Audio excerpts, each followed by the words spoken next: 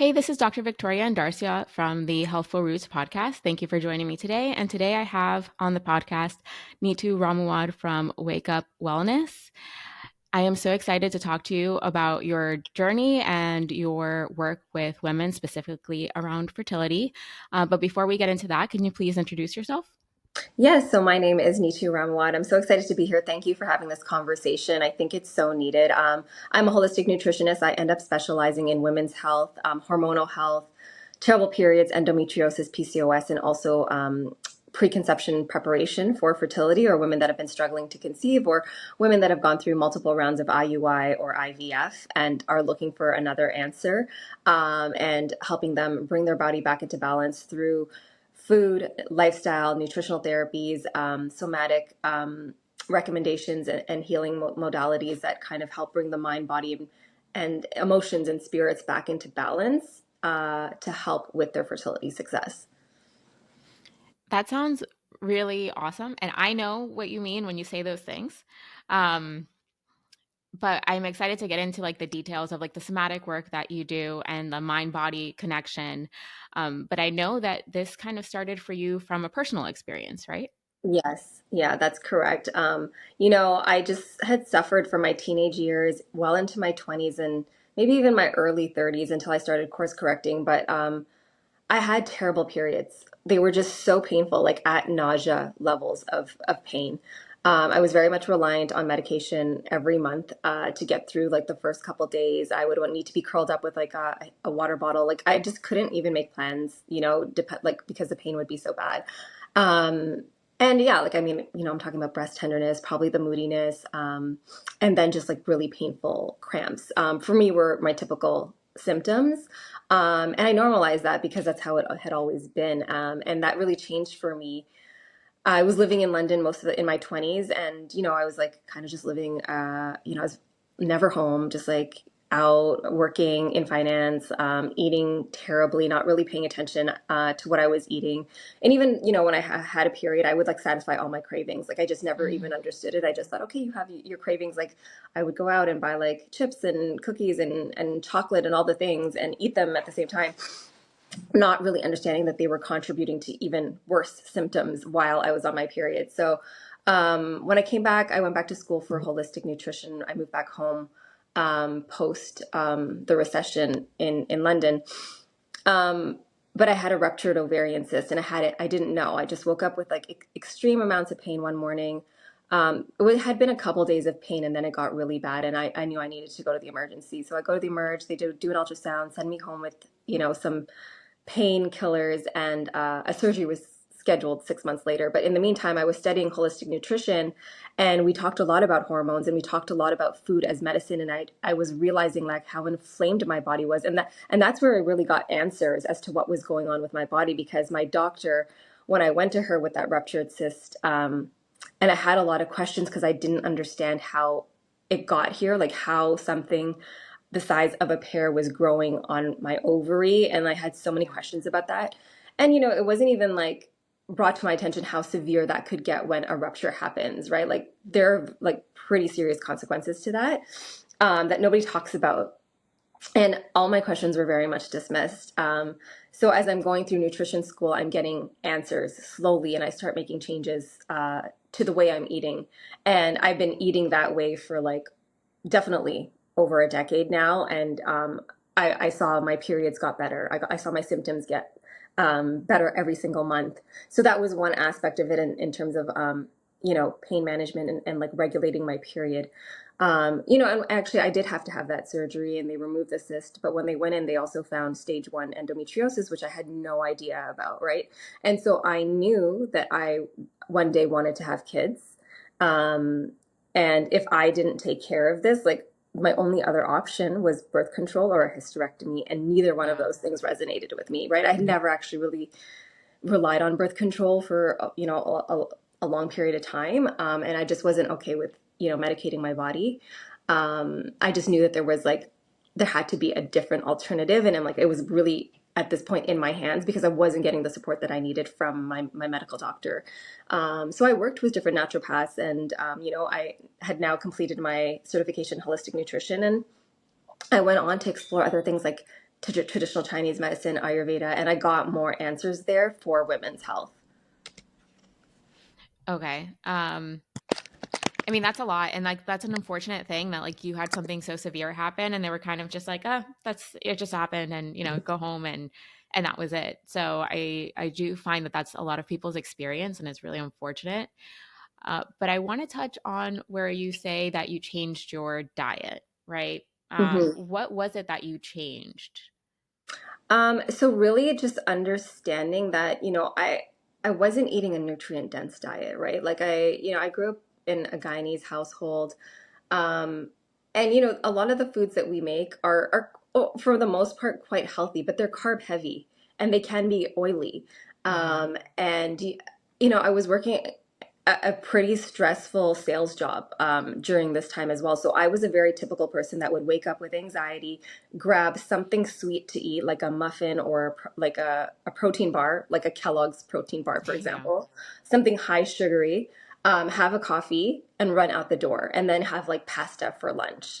And come home and then eat like a very traditional, West Indian dinner, like rice with some sort of curry, a chicken curry, right? Mm-hmm. And that wasn't necessarily bad, but all of the things together were not helping my body. It was very Right. inflammatory. So I started eating in a way where my breakfast now looked like no more coffee because it was contributing to my endometriosis. So I cut that. I started having herbal teas in the morning, and also having like a balanced breakfast where there's like a protein, fat, and carb, right? And that looked for me very different because now it's like eggs with maybe some sauteed greens and maybe a side of beans, or it's some chia seeds with hemp seeds, ground flax, because those are, help with estrogen detoxification. Yeah. Um, some almond milk, maybe, a non-dairy milk, and cinnamon. So it's now starting, it has been for a long time, a breakfast that balances blood sugar, which helps with balancing my hormones. More fruit, more vegetables, a protein heavy lunch, maybe it's like salmon or chicken with a side of vegetables, again, a salad with some olive oil, just making sure that you're hitting those carbs. Um, and yeah, like my dinner, I didn't really have to alter very much. I just switched out the carbs. I was okay because, curries inherently have a lot of spices and herbs. Those are actually really good for you and very medicinal when you're cooking with turmeric and curry leaves and cumin and coriander and all of Yeah. those things. So you're getting a lot of anti-inflammatory properties. I would just say, if you're somebody that eats like that or Indian food, you're just watching like the oil or the source of oil. Maybe you're cooking with ghee or clarified butter or something a little bit healthier. Yes, I agree. Yeah. And those are important changes. So it sounds like you just had a lot more nutrients and fiber being like super important in your diet with protein, which is hard to get when you're really busy and running around, but nothing Yeah, like a meal prep. I mean, the chia seeds is an easy thing to meal prep. absolutely. But I will tell you that I couldn't eat like that unless I was prepping on Sundays. And I know, Mhm. some of my friends would want me to like go out and it's like, okay, no, I'm meal prepping first. Like I'm making sure my lunch is made because that really it's honestly about like 90% of helping you because otherwise you're so prone to grab something in that state Yeah. when your insulin is dropped, your blood sugar is crashing and you just want like a quick fix, right? It's easy to fix that with a chocolate bar and then Hmm. have lunch. Yep. Yep. That's happened. Or you're skipping a meal and then it gets too late and then you eat something and you're like, dang, if I hadn't been so hungry, I wouldn't have eaten that. So yeah, it is a lot of planning. Okay. I think that would help the listeners. And I mean, they can also check out your Instagram, which I think is great because you talk a lot about nutrition on there too. Yeah. But the other thing that you kind of mentioned was like this mind body connection. Yeah. And how does that play a role in your hormones? It plays a huge role. And I think, you know, these aren't conversations that might even happen in your doctor's office. When I go to my naturopath, because I still like somebody having an eyes on my health, Hmm. we'll talk about how I'm feeling, like what are my stressors, right? Stress has a big impact on your hormones, cortisol and adrenaline, and how that will affect progesterone. So for a woman that's balancing out her hormones in general, it's so important to know that you're ovulating every month. So if you are highly stressed, and I think most women that I talk to are chronically stressed in 2024. Yep. There's so many different types of stressors, and really taking inventory of the types of stress. and where they're coming from. Sorry, give me a second. I'm just, It's okay. We can cut that out. oh, my throat is so dry. But anyways, there are so many different types of stressors. This can be stress from work, stress from relationships, just stress from what's happening in the world. It could be affecting your sleep, insomnia. Um, it can be anything. And these things can compound over time if you don't take care of them. And a lot of the times, too, is also when these triggers happen, understanding like where are they really coming from, and that might have to be some deeper work. And this is some of the somatic healing that I ventured on in the last couple of years, and it's been in addition to all the things that I do. But we might take a lot of time to go to the gym and like really work on the physical body, but our mind, we live there every single day, and like doing the work to understanding your like deeper rooted patterns of belief systems, and the work to undo that and change that narrative for you really has a big impact on your physiology, by changing like that chemical reaction your body is having to the way you're feeling. And that's so important, because it's like that's how you're going about your day to day. That's how you're living your life every single day. It's a quality of life issue. So not only can these symptoms be like how you feel, but the emotions and your mind, your body and spirit, and the health that part of yourself is in also plays a role. So I don't know if you're familiar with the work of like Louise Hay, for example. Yeah, I am. My Um, people, my guest might not yes. be. Yeah. So Louise Hay actually, I won't get into details with it, but like a lot of her work will map a specific symptom to an emotion, right? Yes. Or a feeling or something. And this is where I found a lot of answers in traditional Chinese medicine and Ayurveda, because you don't separate the body, mind, emotions, and spirit, right? So, for example, in traditional Chinese medicine, the liver is the seat of the anger, the lungs is the site of grief, Mm-hmm. fear resides in the kidneys. And those are the organ systems that are responsible for hormonal balance, right? Those are the root causes that we look at. So the symptoms are the messengers that are coming from these areas, but we really have to look at your gut and your liver and your adrenals when we're working on getting your body into state of balance.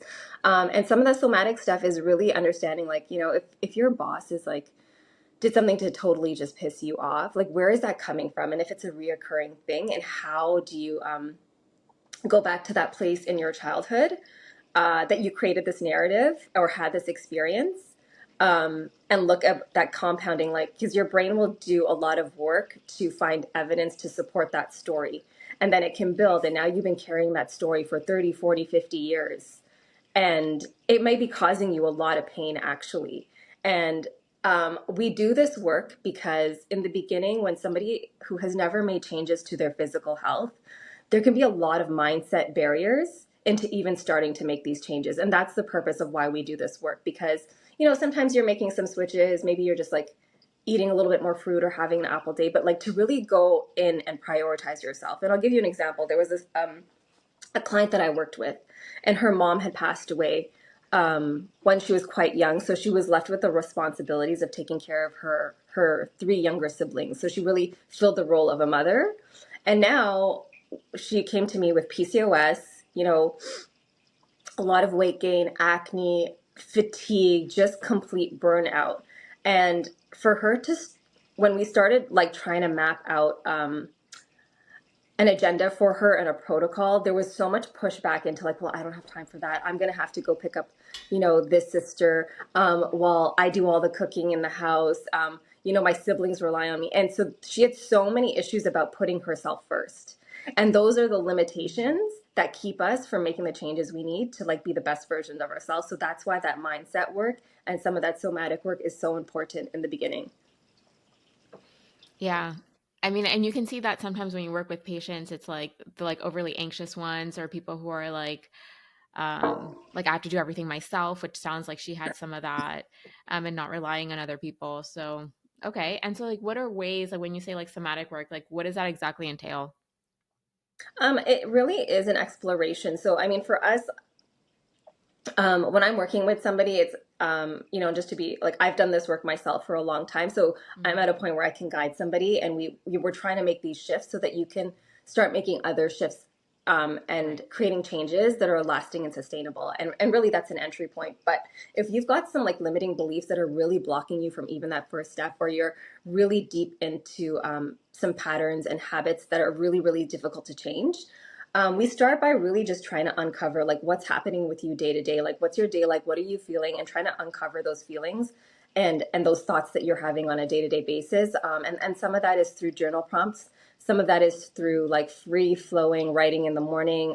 It's creating space for yourself to actually even like go there with yourself in the morning at least, or whatever part of the day works for you, but really just like creating some space. And then it's really just some guided meditations or some deeper like hypnosises where you can go back and like maybe reparent that part of yourself and give that part of yourself like the love that you didn't receive from whoever you needed to get it from. And that's sort of what that looks like. I mean, it's a combination of like some guided meditation, some hypnosis, some journal work, that's helping you to release this part so you're now creating space for something new. Right. Okay, that makes sense. All right. So then, like when you're going through this, you had like the physical part and then you started doing the somatic work. What was one of the things that you learned about yourself when you started doing like the somatic work? Did you, if anything? Yeah, so the somatic work for me was just like a reoccurring pain that would happen, you know, when relationships would end. And it really kind of solidified at one point. I think I was just like dating. And there was someone that I dated for like, we went on 4 dates, and I was not interested in this person. I was not emotionally invested in this person at all. And when it ended, he just ghosted me, and I felt so abandoned. And it was a Mm, pain that I had felt before. And I was like, okay, I really need to deal with what this is. And when I worked with somebody who was like a somatic breath work practitioner, she really helped guide me this. But, based on how I grew up, so I didn't actually know my biological father, and I wasn't raised by my biological mother. I was raised by my aunt and uncle. I grew up in their home very much like from an, like I was one, right? So when I look at those feelings of abandonment, when it came from, it definitely came directly from my biological parents, right? And so that is something that I had to go back and reconcile and really recognize, okay, like these triggers come up, but they're coming from a place. And once you can heal it, and that's not easy, they mm-mm. still will happen, but at least you know what part of yourself it's coming from. I agree. I agree. And that is tough. But I spoke to someone because I've done like the work as well. And there was like still sometimes it comes up and you're like, why is it coming up? Like I've already done the work on this. But I think that one of the things that I had mistaken was that I thought like once you work on it, it goes away. But Right. it's not that. It's just like becoming aware of it. And like over time, it'll become less and less triggering. But I think that you're still Exactly. going to feel the feeling associated with whatever it is. And I just say that because I think that that's probably a misconception like a lot of people have when they do the work is Yeah. like, oh, it's like supposed to be gone. Like, why did I get triggered about this again? Yeah. And this is the thing with like healing. I think I've come to accept that like, we're not always a project to be working on, definitely Mm, not, but healing is just not linear, and it's just an ongoing thing that you have to be able to have the time and space to get to do for yourself. Because yeah, like that same trigger will come up in other circumstances, or in relationships or friendships or whatever it is, but it's like knowing that, okay, that's coming from like, you know, 7 or 4 year old Neetu, not 2024 year old, not yeah. 2024 Neetu. Yeah, no, that's important. Yeah. Okay. And so I'm curious. And so if you're working with a patient and they come to you and they're like, hey, Neetu, I have like PCOS.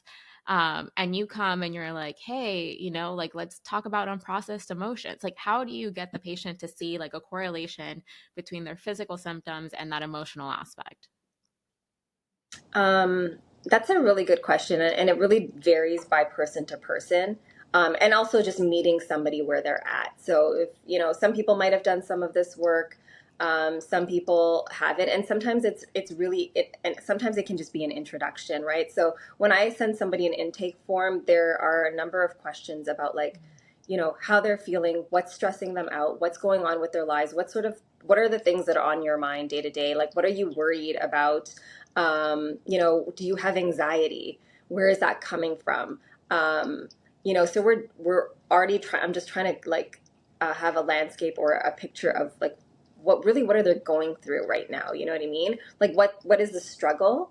Um, and then we can take that a little bit deeper. So that's just something that I do for, at least in the beginning. And like I said, uncovering some of that really just helps them with making the changes and making sure that the habits that they're about to make as they go through these protocols with me um, are the things that stick. And a lot of it is mindfulness too, right? Sometimes we're just so disconnected from our body. Yoga and meditation, I studied for about 8 years. That's also been a really big part of my healing journey, just healing the spirit in a different way, coming back into balance. And some of that is, making sure that they, a client that I'm working with is going to carve out time and space. And like, we talk about even operating in like, from not a gendered perspective, but masculine and feminine energies. Like, Mm-hmm. what sort of energy are you going through your day with, right? Yeah. How can we create a day where you're responding better versus reacting all the time? Because every time you're going to react, it might cause a cortisol spike or an insulin spike, right? So, like, how do we maintain that you have a vision of like your best self and how you're operating through your day, and what does that goal look like, and how can I help you accomplish that? Yeah, that's true. Mindfulness is so important. So important. And I think that's like a hard thing, to, even though we talk about it in traditional medicine, like, oh, be mindful, right? Like there's just not enough time like in those appointments to really talk about like what mindfulness is. And that's why what you do is so important, because you do have the time, right, to sit down and make those connections for people. Yeah, Um, yeah. And that's why, like, typically changes don't happen. And things that I've done, like stacking over the years of what I'm able to, like, and it becomes easier over time, but like, it did take years to do that, right? It's like, first, you're just like having a healthier breakfast, but it takes time to make a healthier breakfast when you're on the go. So it's just like, making sure you're also managing your time, and what can you put in place either the night before or a day before that's going to really help keep you on track. Yeah, no, it is. And it does take time. I know, like, for me, like the nutrition part, it's taken so many years and it's always evolving, right? With like everything that you knew, or like all the new Right, information that we know. Like, I used to skip breakfast because I was like, oh, I'm in a rush, no big deal. But now I know that like it spikes my cortisol and it's like not good for hormone balance. And it's just like, it's always evolving. And, that's how our right. practices are always evolving too. But talking about our Yeah. practices, I kind of want to switch gears a little bit. And I do want to talk about your work with fertility and women, because I think that that's something that's coming up like so much. And especially now that there's so many factors that affect fertility that we're becoming aware of. I mean, our grandparents probably never thought about fertility as much as we're thinking about it now. But I think, you have the environmental factors, like the nutritional factors that are going into it. So I just kind of wanted to get into that, um, and you and your practice. Yeah. So,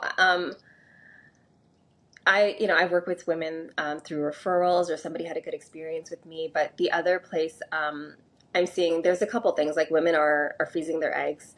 They're planning for families later on, or they are having kids later in life. And I think there's that segment of women that if you're having a kid, 35, 40-year-old plus, the medical system is very quick to push you onto IVF or IUI very quickly, right? If it's just, there's this, it's sort of a fear-based model, right? Of like time is of the essence. And I really think that preconception care is that gap in infertility treatment, because if somebody who, there's a reason, right? There's a reason that pregnancy isn't happening. And, prior to that, if you're not correcting the hormonal imbalances that are contributing to the lack of fertility success, or if you don't know if you're ovulating, or you don't know your ovulating days, we don't know what the sperm quality is like.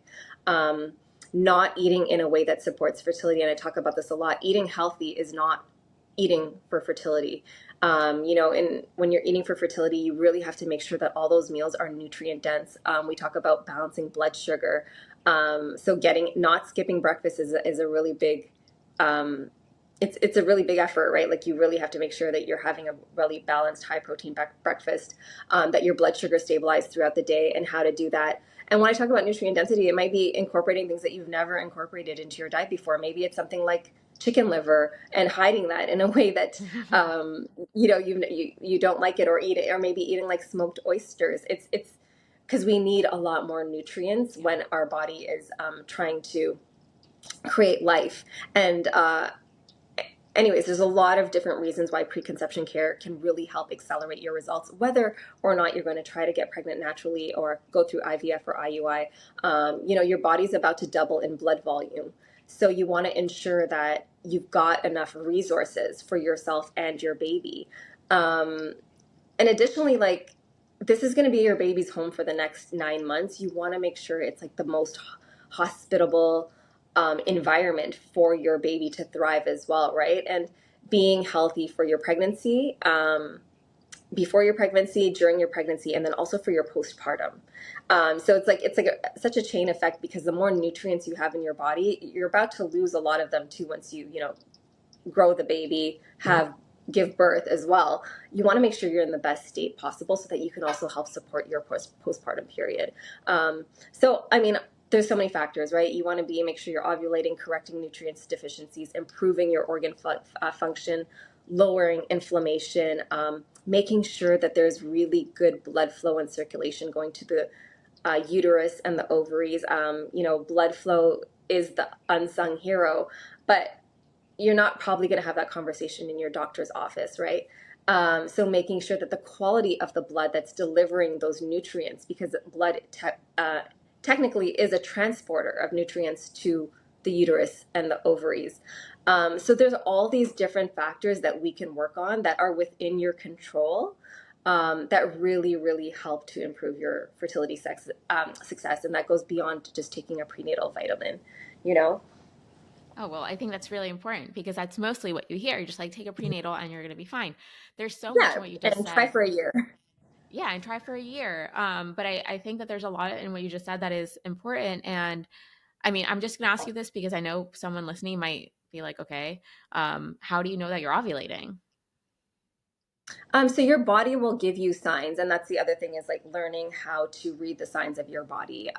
So you want to be, and this is something we would go into in more detail, but understand tracking your cycle for a couple of months so that you can see your basal body temperature rise. So typically around ovulation, you'll see a rise in temperature. So it might look like 96 or 95, 96, 97, then 98 one day. But when that when the egg releases, there's a little bit of heat in that process, and so it's captured when you track your ovulation. So that's one way to track ovulation. So really understanding your basal body temperature, tracking your cervical mucus, right? That changes throughout the month, and during that ovulatory period, you'll see a lot more egg white consistency type of discharge. And, following your menstrual cycle, and when that completes, it's like a lot drier, but it'll change, and it's going to be more the consistency of an egg white towards ovulation. And the other one is like noticing the positioning of the cervix, because it changes position throughout the month. And those are three ways that your body's like telling you that ovulation is happening. But really, a couple months before you want to start trying, get really in tune with your cycle, understand your symptoms, and then look for that change in temperature. Yes, and thank you for sharing that because I don't think a lot of people, know that unless they're actually like actively trying. So that's Right. important. The other thing I wanted to kind of touch base on, um, I did a nutrition class last week, and they were saying that like less than 18% of Americans hit their targets for like the amount of fruits and vegetables that you're supposed to get. Um, so overall, we're like overfed and undernourished. But then I think it's important to also say that preconception planning is important with IUI and with IVF. Like it goes hand in hand because it's not just, something that you do if you want to get pregnant naturally. But you also touched on, I recently had a postpartum doula on the podcast, and she was saying that, we've kind of normalized the postpartum depression, but it's not actually normal. And she said that there were a couple of nutrients, like nutrient deficiencies, that can contribute to postpartum depression. Right. So I think that, for anybody listening, it's not just like, oh, I want to get pregnant naturally. Let me like come and see Neetu about preconception planning. but it's just, even if you're doing IUI or IVF, like it's important, like you said, for the journey. Yeah, yeah, absolutely. Yeah. And how long do you typically like women work with you when they're doing the preconception planning?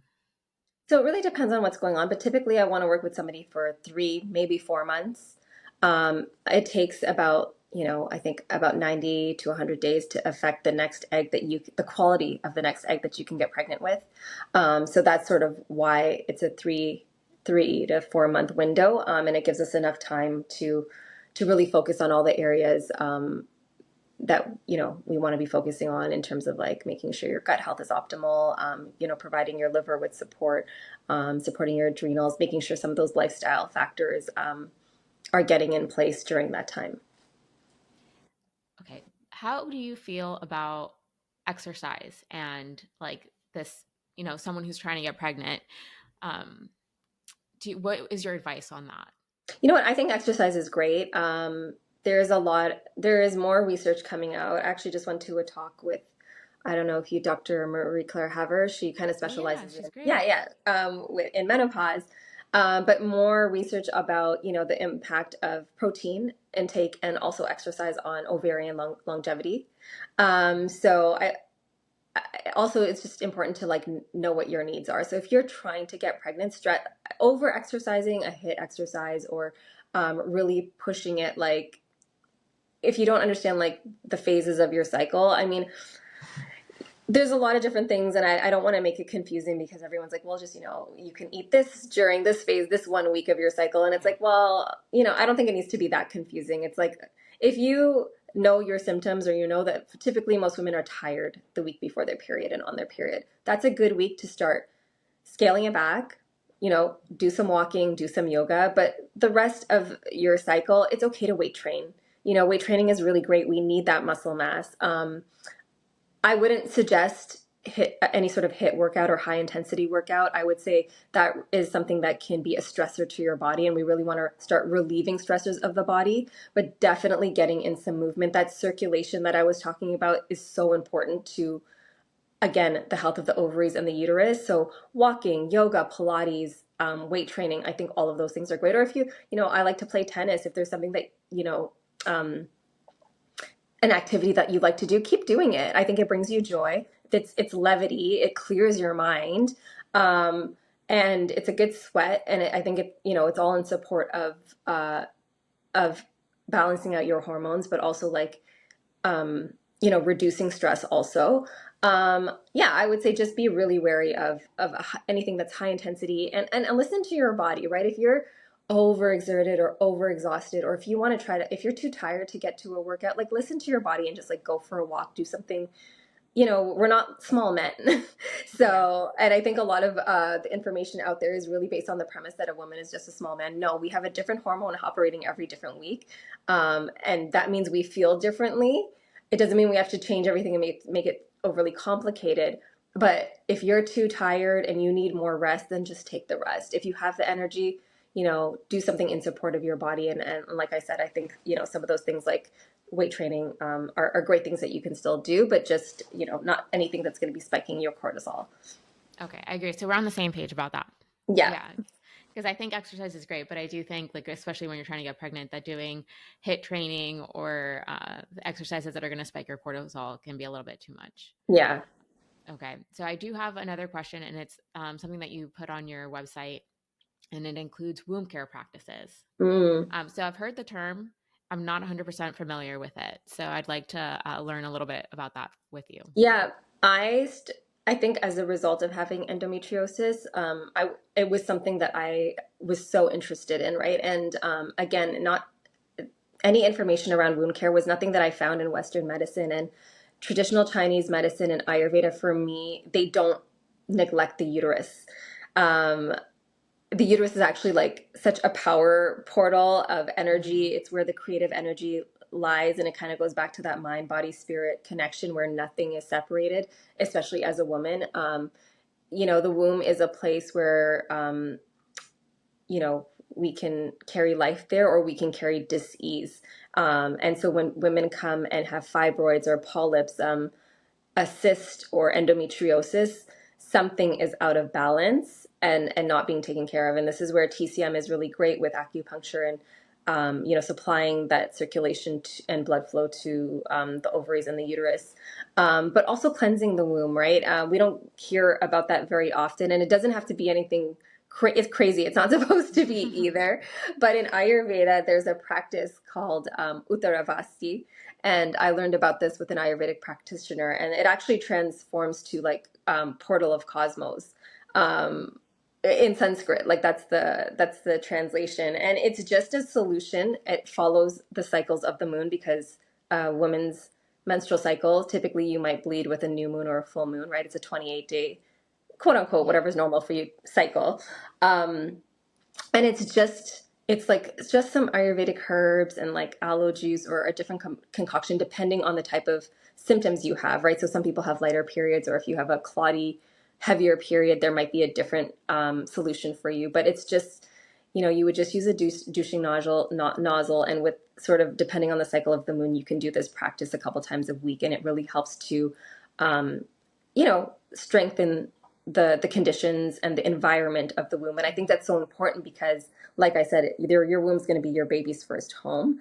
And so there's these different practices that we can do to help support that space, because typically there isn't one that exists in Western medicine, but we have to really treat that area with care because it's a life-giving center of your body, right? It's where you'll be creating Yeah. life potentially. So I think it needs a lot more care and credit than it gets.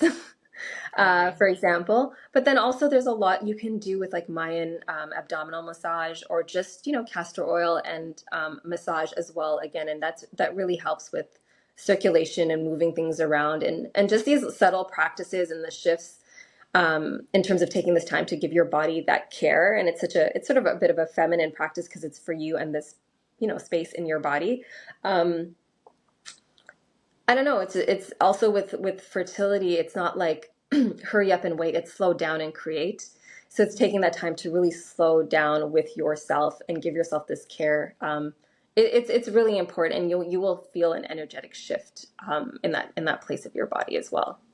I like that. Slow down and create. That's Mm-hmm. really pretty. Okay. And so before we start wrapping up, do you have a patient story that kind of sticks out for you? Yeah, I was actually working with a client. And she had gone through multiple rounds of IUI, spent a lot on medication. I don't know, maybe like 7 or 8 rounds of IUI.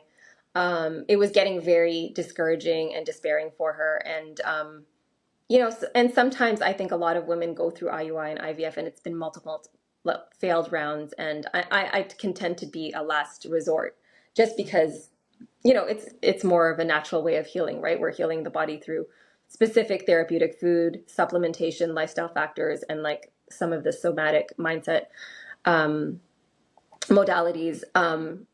So, anyways, we had worked with each other, I think, for about 6 to 9 months, correcting. And again, it took her some time to like get into the habit of making changes, or it's also meeting people where they're at. It just it's a summertime. Maybe she wanted to still have a drink here and there and thought it was okay, but was, making some changes. But I think over time, it just took her a little bit more time to like have a rigid protocol with herself in terms of the things that I was giving her.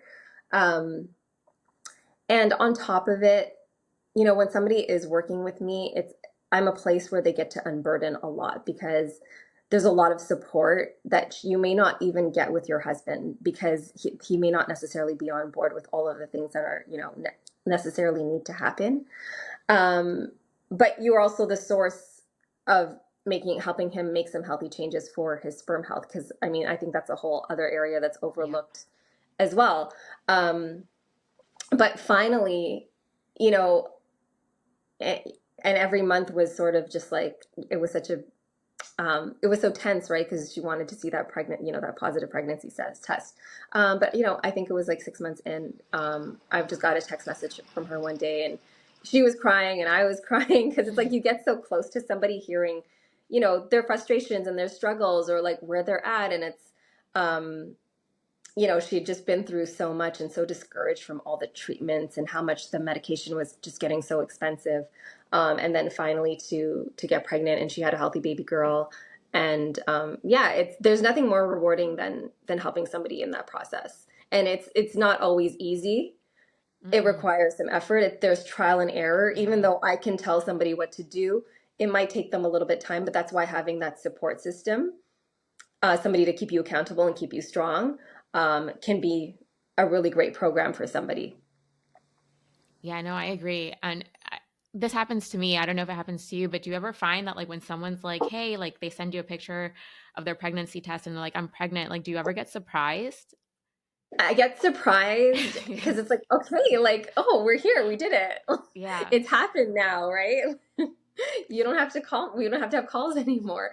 Um, but yeah, it's like, it's surprising, but it's also emotional because you're just like in this journey with them. Yeah, it is. And like, it's funny because like like this stuff works, right? But then like someone's like, "I'm pregnant." And you're like, "You are?" Wow, okay, you Yeah. are. Yeah. Yeah. And that's the thing, because it's like we can't predict the timing. We just know that we're making the changes and the body is changing and things will catch up to each other, and then it happens. Yeah, and everybody's body is different. I've had women who like get pregnant in 3 months, and like you said, like one of them it like took a year. So it really just depends on a lot of factors. But Exactly. I do think that what you're doing is like really, really important. So I think it's great that I found someone who's doing something similar and I can like creep your Instagram. So I am going to link your Instagram on here for Great. anybody who wants to go and check that out. But I also want my listeners to know what are any offers that you have? How does someone reach out to work with you? How does that process look like? Yeah, reaching out via my Instagram is probably the easiest way to get in touch with me. I share a lot of informative information, and it's meant to be educational, but also perspective shifting. Um, and right now, I do have space for one-on-one clients that want to work with me through my signature program called Prepare the Palace. And that is my fertility program where, kind of all the things I've talked about here today, but we kind of work together with 3 to 4 months, helping you get your body back into balance. And by the end of the month, I should be releasing, if, you don't necessarily want to commit to 3 to 4 months, I'm creating a program where it's more of like a fertility activator. Here are these two things that I want you to focus on if fertility is on your mind, or if you've been struggling and you just want something a little bit short term and this is what you can handle. It would just be like a 4 week course. um, you would just enroll online, and it's a self-paced course, and go through the course, and that would be, I think, a lot of help and guidance for somebody that wanted to go that route.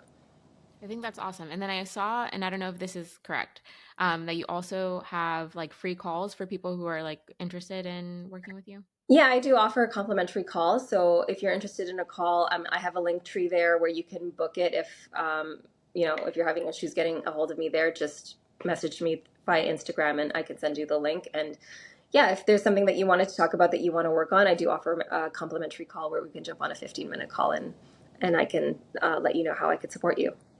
Okay, that's great. Well, Neetu, thank you so much. Again, I am so excited about the work that you're doing. And I love that you're bringing in all aspects, mind, body, and spirit into the work that you're doing. I think that that is like going forward, I just don't see another way to like really heal. Yeah, So I really enjoyed our conversation today. me too. Thank you so much. I'm so glad that we had this conversation. I think it's needed, and I'm so glad I get to share it on your platform as well. It was so great to connect with you. Yes, we'll talk soon. Talk soon.